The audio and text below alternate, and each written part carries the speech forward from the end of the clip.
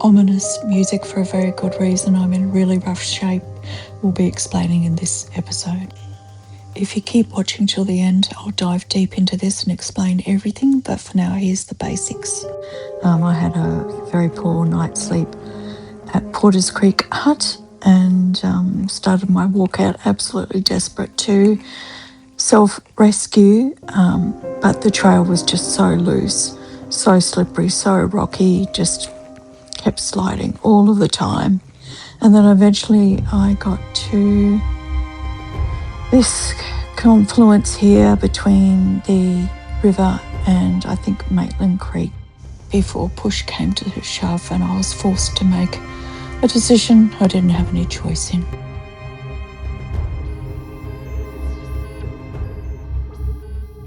Well, good morning. It's a very late start today. I think it's about 7:10, walking out to Red Hills Hut and then trying to get into St. Arnaud today.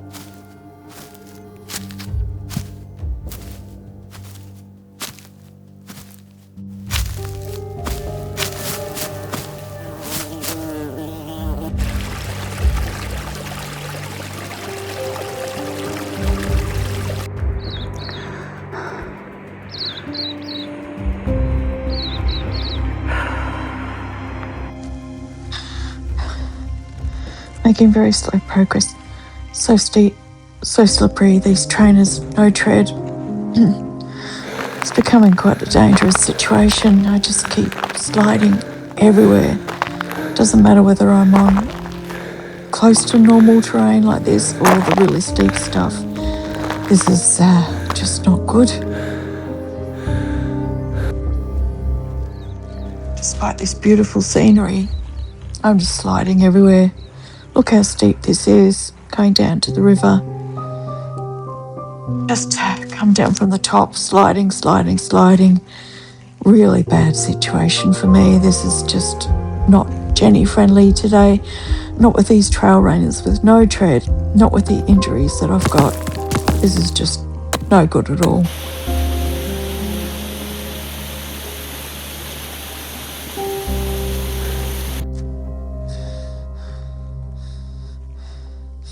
Ow. Oh. And this is so frustrating. Right knee, that was terrible. Left arm. Oh my goodness, look at this. This is a bit of a long crossing. Gonna have to take this really slowly.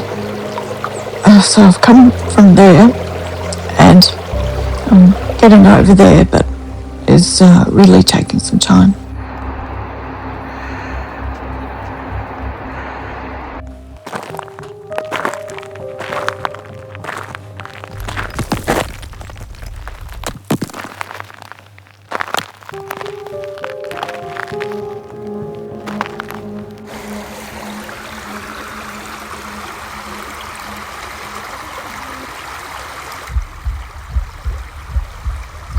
Right, well, here I am, and I can't believe that I'm in this situation.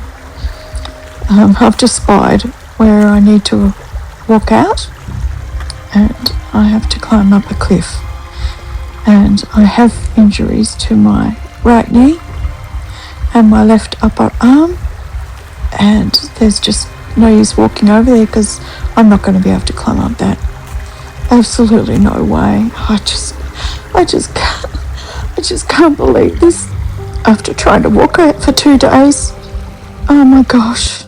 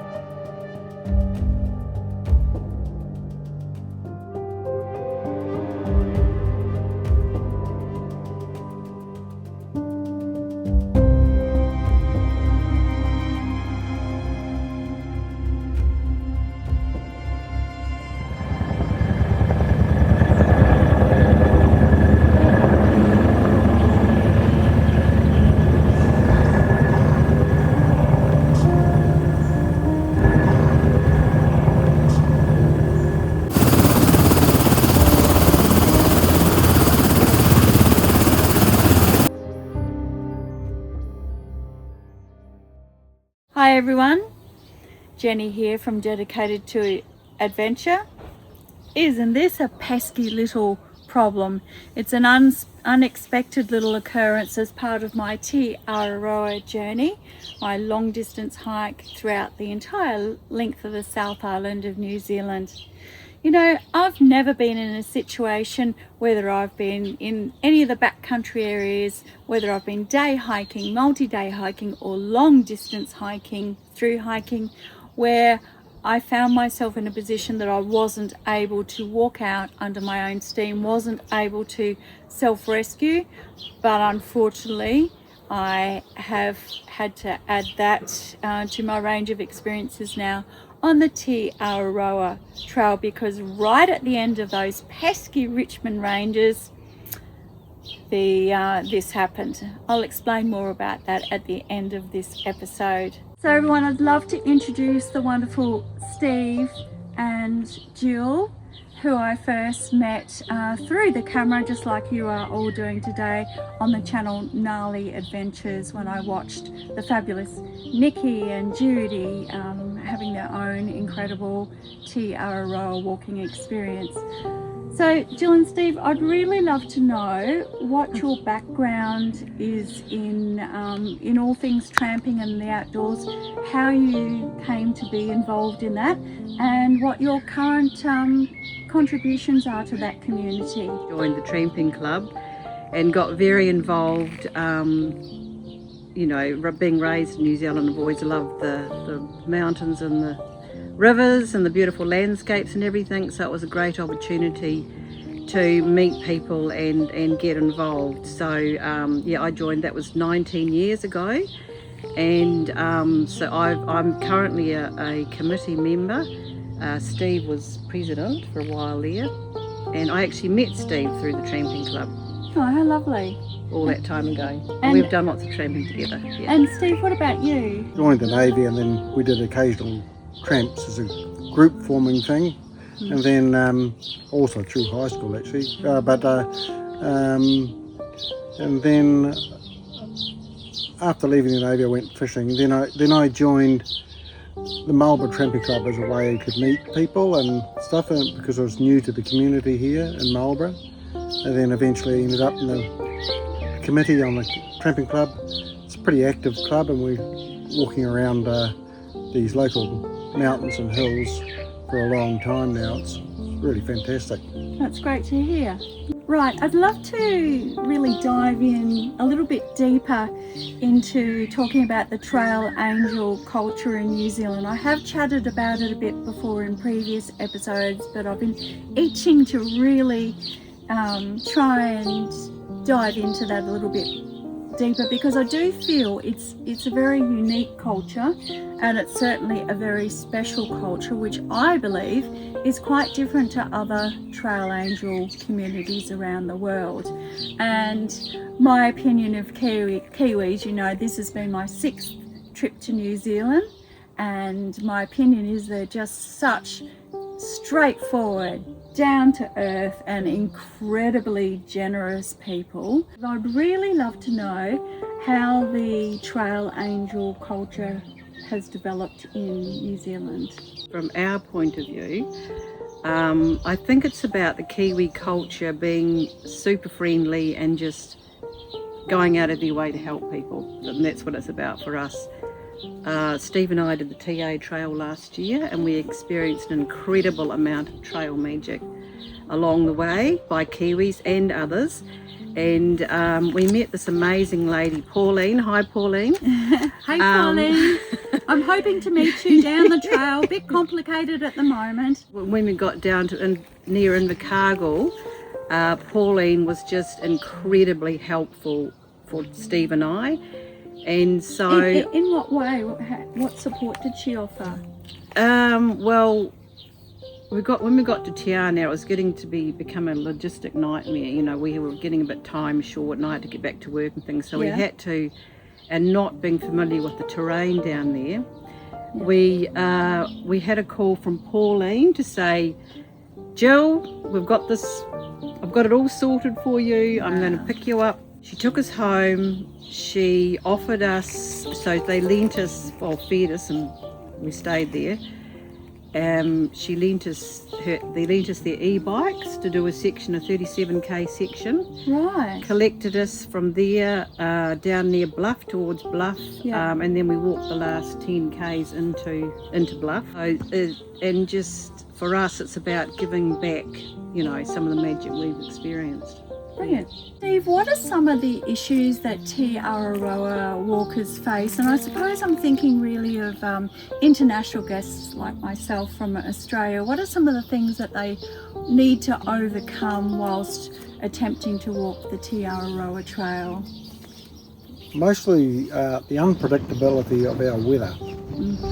It's by far the biggest risk you have, and the number of rivers that you pass through means that even those small streams often have large catchments, so they fill up very quickly. So just be aware of that, and be aware of when not to cross rivers. And of course then there's the logistics of longer sections. Like the Richmond Ranges. Yes.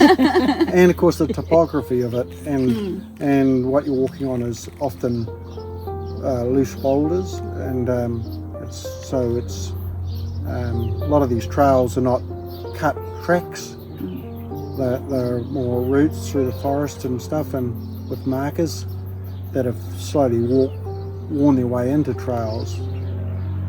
I mean, there are cut tracks, but and not all of them. And having the right gear. January, February, when it's a lot busier, the trail, the huts can be full, so of course you need your tents to set up, and there are no stands for tents or anything. You have to No platforms. No platforms, so you are on mostly flat land, but not always. You know, it's so, and if there's in peak season, some of the areas are not big, so you end up crowding in quite a lot. Sometimes all of the available tent setting up places where it's flat or not are taken, and then people tend to go off in the bush and trying to find shelter in there. So there are quite a lot of complexities in peak season of finding enough spaces to set up tents, because it's pretty hard to understand just how many people walk the TA each year, and the statistics that I have read are anywhere between 3,000 and a bit over 3,000 walkers starting the track from wherever they're starting, whether it's the top of the North Island at Cape Reinga, or whether it's starting as I have, just doing the South Island at the top at Picton. The numbers are huge peaks this season, and that's really tricky. And Steve, in New Zealand, especially where some of the sections of the Araroa trail do go, it is quite remote. You are in the far back country, which presents its own complexities from a variety of points of view. That's true. So if things go wrong and you're 3 days away from the roadhead or whatever, you have to either plan for it, or if you get injured, then we have a service to, if you should be carrying an EPIRB or Absolutely. similar, and we have a service to lift people out if that's necessary. Otherwise you hobble on the way out if you can. Yeah, so there is a risk of injury, of lots of rocks and sprained ankles and things like that can happen.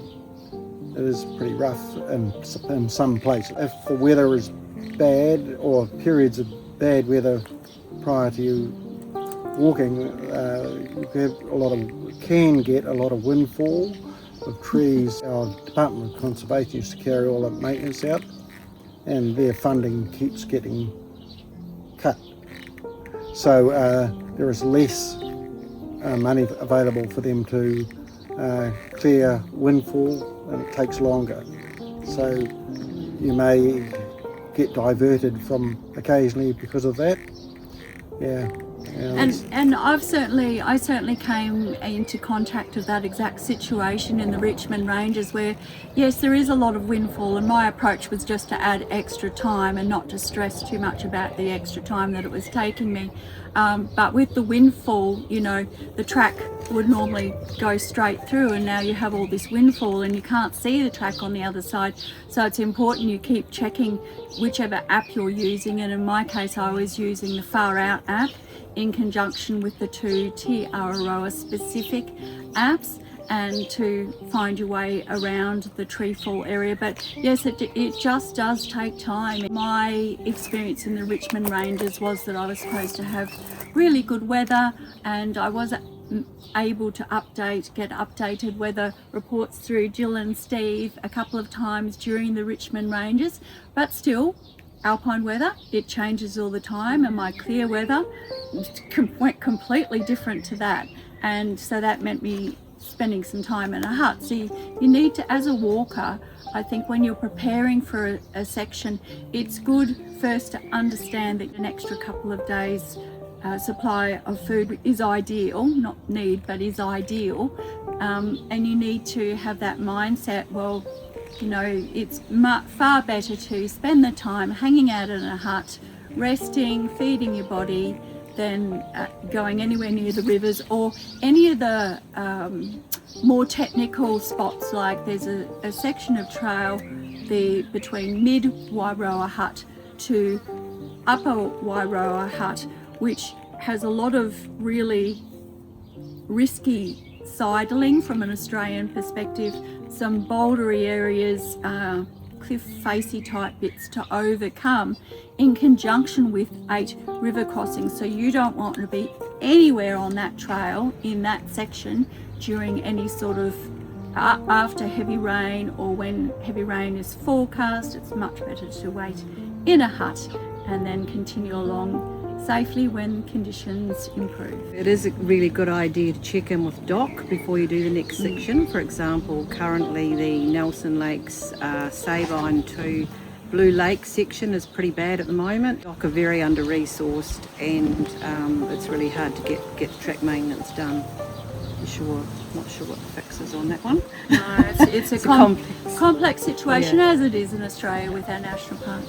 Now, I am well aware that whilst you both aren't registered Araroa Trail Angel hosts, you do occasionally choose to host TA hikers and offer support. What are some of the support options that you offer different kinds of walkers? We met our other two, what we would call them our French children, Perrine and Annabelle, whilst on the South Island Araroa Trail, and we offered them if they were at a loose end when they finished the trail and needed some accommodation, a bit of help to get to the next point. We get a huge amount of joy out of hosting people, because you know that, well, for one thing, we're on the same page, we're interested in hiking. You've been there, done that. Done that. There's no one uninteresting, you know, everyone's interested and interesting on the trail to talk to. It's like doing volunteer work. That's very pleasurable. Food, we run them to the train station or bus station. Steve at one point drove down to Christchurch to pick up Isabel. And that's a 5-hour drive at least, by the way. Chat a lot about our experiences, sharing culture. Take them to, if they need restocking and things like that, you know, supermarkets and all that. How do you divide that role within your home? How does it work for your own little unique situation? Because Jill's amazing. She does so much strength training. She does high intensity training. She does spin classes. You know, she does cold water immersion therapy like I do. Yeah, nuts.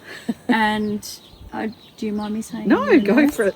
And also Jill is a highly competent, although partially retired, theatre nurse as well. So she lives a very, very busy life, as does Steve. So when you're having someone stay within your home, how do you divide whatever extra duties or care is needed. I kind of pick them off Facebook, and then I'll disappear. I've got to go and do something. I'm off on a hike, or got to go to work, or the gym, or whatever.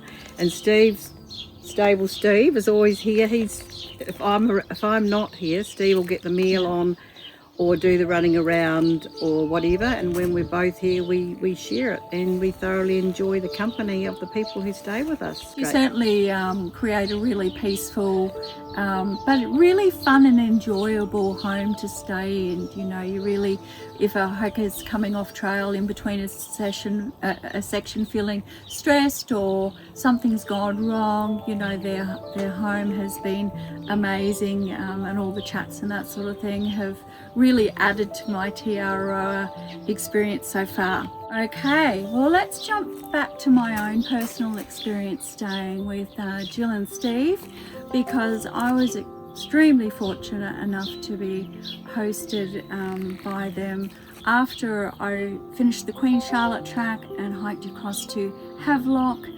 They picked me up and we went out to dinner at the Mussel Pot, which was heaps of fun. Yummy, yes. Yummy.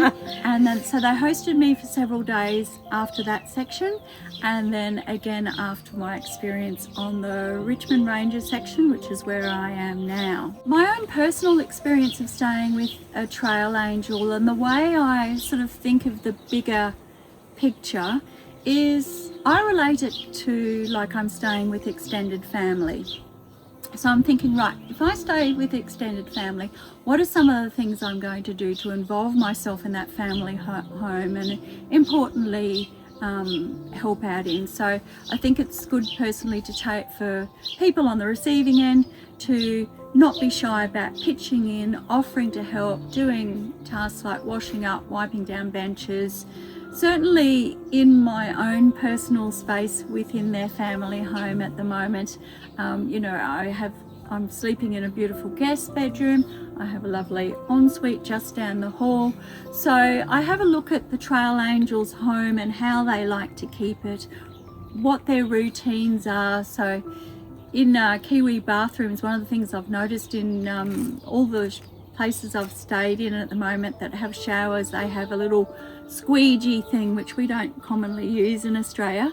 And so at the end of the shower, for example, I wipe down all the shower screens and clean the vanity and the toilet, and sort of it's a bit like the mindset you have when you're on trail about leave no trace. Well, I'm trying to adopt the same thought process when I'm staying in a Trail Angels house. You know, I'm looking at their routines and observing how they like to do things and how their home is presented. The main idea in my viewpoint is to pitch in. You might offer to cook a meal, you might purchase some shopping supplies or a bottle of wine or whatever it might be, but just to think about it as if they are your extended family, because the services and the support that they're providing is, from my point of view, is extremely valuable. I think how every Araroa walker finds a Trail Angel might be a little bit different. You know, a lot of us go straight to the Araroa Facebook page and then find the Araroa Trail Angel page and get information off there. When I had everything pretty much locked in, had booked my flights, was well organised, and I was in the process of organising Trail Angels, I did put a post on I think it was the Araroa, the general page, and just explaining who I was and what I was doing. Didn't say anything about my medical background, but just, you know, virtually saying hi to the community. And how I came across Jill and Steve, or came into communication with them, was through that one post, because Jill popped on, didn't you? And you commented. Popped on again. In that comment, I think you offered to host pretty much straight up. I think you said something like, you know, if you need any support or would like a place to stay when you reach that part of the trail, just give me a yell. And me being me, I had very much wanted to meet Jill and Steve after feeling like I had gotten to know them a bit through Gnarly Adventures YouTube channel, and was dying to meet them anyway. Why did you reach out to me, Jill? Well, I think the original connection was through Nikki, wasn't it? Yes. From Gnarly Adventures, who we'd met on the TA Trail, South Island. And it was during the And- 23-24 season, wasn't it? Yes. And then, so I thought, this lady sounds interesting, and so I watched a few of your YouTube blogs, and then I went on to, there was a podcast about you, so it was filmed in your house, and just remind me who the guy was. Diary of the Wild Ones with Aaron Shank. I was fascinated with Jenny's medical history with her disability of the spinal surgeries, her chronic severe back pain, and the fact that she doesn't have feeling in her feet. And I just found her incredibly inspiring. I thought, how in the hell is this woman going to walk the South Island with this disability? So yeah, I was just, and being a nurse myself, I was all the more interested in how it was all going to come about. Her kit, her she did great blogs on her gear, nutrition, all sorts of things. Okay, now to jump into explaining this lovely little current predicament I have and why I'm here for a bit of an extended stay at the moment. So I was deep into the Richmond Ranges, and my strategy with the Richmond Ranges was always to break it up. So I first walked from Havelock through Chloris Bridge out to Hackett Road ending, stayed with the Trail Angel for a few days while I worked, then jumped back into what was always planned to be a 10-day walking section plus 2 days for either weather or rest. So 12 days all up. I managed pretty well throughout my journey in the Richmond Ranges, but I did find it incredibly tough. Let's not mince that at all. The complexity of the gnarled routes made my brain extremely tired trying to work that out with no sensation in my feet. And though I'd trained for that, I've been training for that exact situation for years, I still found my brain got really tired. And so I managed extremely well until, and I'll have to check my footage, but until I got to Top Wairoa Hut, which was, I think, day 10 of the planned day 12.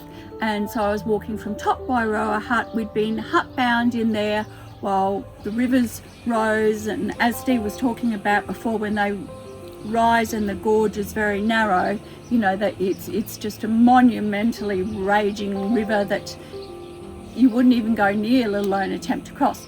But the following morning, the job was to hike from Top Wairoa Hut up over near Mount Ellis. Then you just descend down into the forest again, follow a river, you cross a minor part of it, and then you have to cross the river completely and then ascend to Hunter's Hut. And you can either stay at Hunter's Hut or you could go on to Porter's Hut.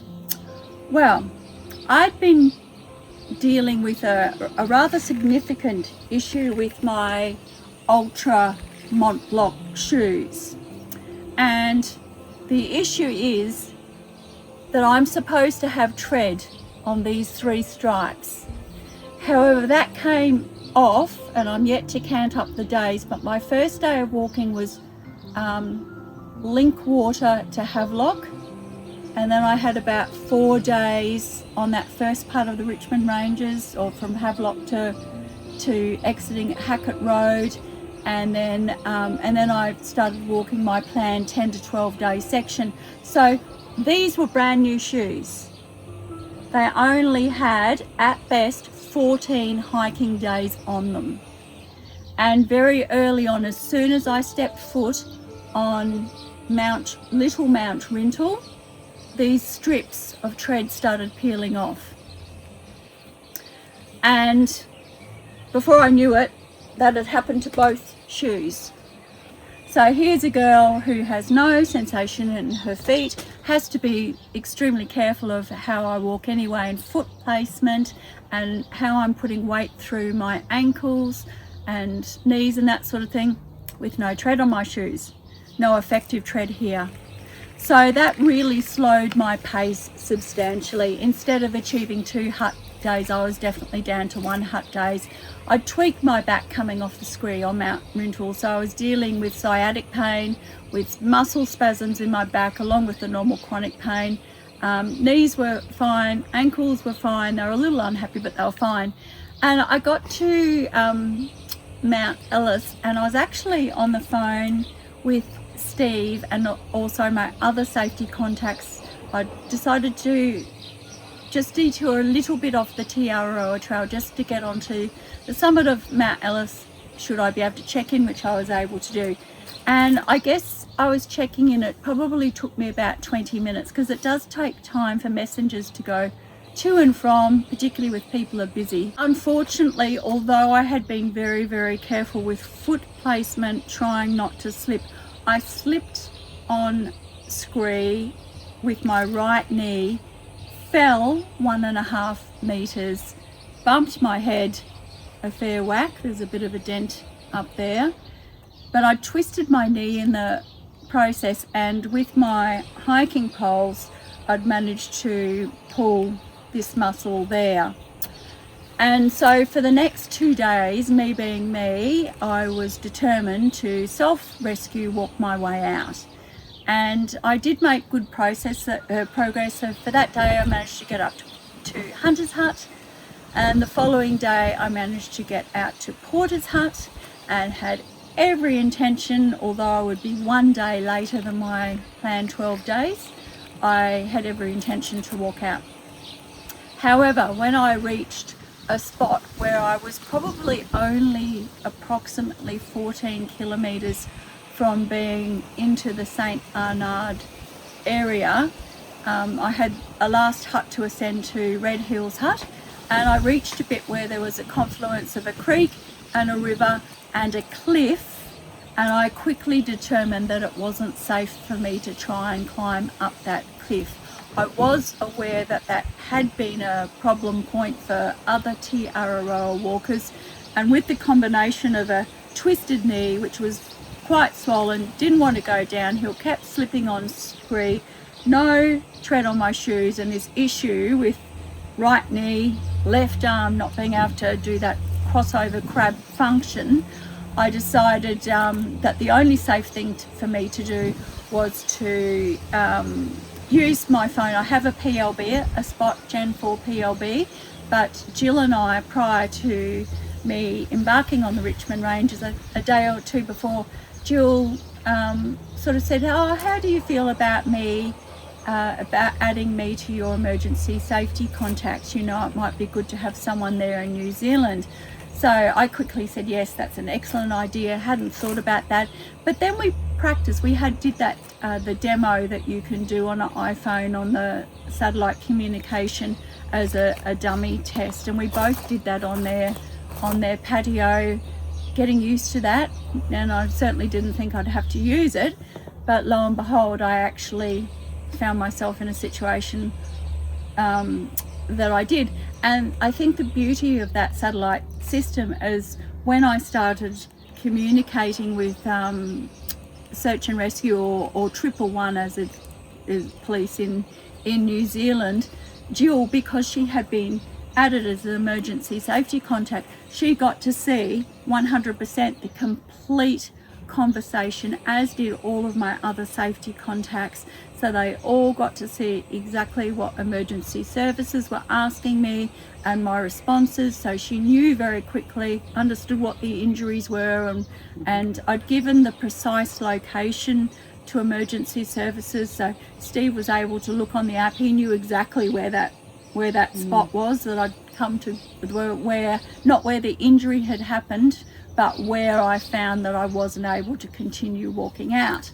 So that turned out to be an excellent idea. So if there are any other Araroa walkers who are staying with Trail Angels who might have more of a complex medical situation that they're managing, it might be diabetes, it might be a heart condition, it could be a number of things, that would be one of my suggestions, to add that Trail Angel as an emergency contact. I think that was a very good thing to do. So up in the chopper I went. No, I didn't film any of it. I was really upset at the time, to be honest, that my Araroa journey was coming to an end, at least for a little bit. I was taken to Nelson Hospital, where Jill tends to work as a theatre nurse every now and again. Jill contacted me, and she very kindly offered to pick me up and have me stay at their home during my recovery. Now, that's no small feat in my eyes, because they live approximately anywhere from about 1 hour 40 and a 2-hour drive each way from that hospital. So it was a big ask. And how did you find that system, receiving the messages? How did you find that? Were you happy with that? Brilliant. It was absolutely brilliant, especially giving the exact spot on the Araroa trail, which we were actually able to pinpoint straight away. So we knew we got the updates with your injuries. It was like not catastrophic. You haven't broken a bone or anything. No. And yeah, it was good just keeping up with it all. Yeah. So we weren't in too much of a panic. No. So the situation for me at the moment, I've decided to hold off getting scans on my knee until I get home, and I have an appointment with my orthopaedic surgeon on the 17th of December. We're going to get some scans done, and because I really just feel that I've twisted it, I don't think I've done anything significant like a meniscus or anything like that. I still am dealing with this upper pulled muscle, but from my point of view, as long as I get that medical clearance, I have flights already booked, because I was supposed to go home for a Christmas break. I have flights already booked to come back in early January. And so that is still my goal, everyone. I plan to come back in early January and continue. I'd just like to end off by saying thank you so much for having me in your home, because their generosity and their kindness and their love and their laughter and all the chats that we've had have made this process as easy as possible, because by the time I fly home I will have been here for about a week, and that is a longer stay in a Trail Angels home. Can't thank you enough for the role that you play, not registered TA Trail Angels, but here you are definitely continuing to offer that volunteer capacity work in your own way with a community that you absolutely love. So I just want to say thank you very much for hosting me. It's our absolute pleasure. We've loved having you, darling Jenny. We love you. Okay, so from Jill and Steve and little Miss Jenny here, I shall see you on the next episode, and we'll touch base then. Bye for now. Bye.